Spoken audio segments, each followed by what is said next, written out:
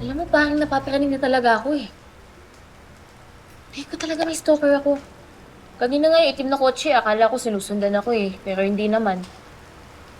Pampam ba ako? Nagpaparinig ka lang eh. Gusto mo hatid sundo na kita sa school mo para sure na safe ka. Ano? Game? Sabi mo lang, nakaya ka siguro eh. Sa scooter mo? Eh, kas-kasino ka kaya? Eh di pag sumemplang tayo, eh di mas napahamak ako, ganun. At saka, yabang mo ah. Parang kaya mo talaga yung stalker ko. Baka mamaya ikaw pa yung pagtanggol ko eh. Wow, grabe. Ano mo to? Pinaghirapan ko sa gym yan. Pinaghirapan eh, wala kang laban sa akin. Siyempre wala. Pinabigyan lang naman kita eh. Ang yabang. Talaga? Hmm? Oo. Talaga? Lalaki, Oo, tungkol ka naman pala eh.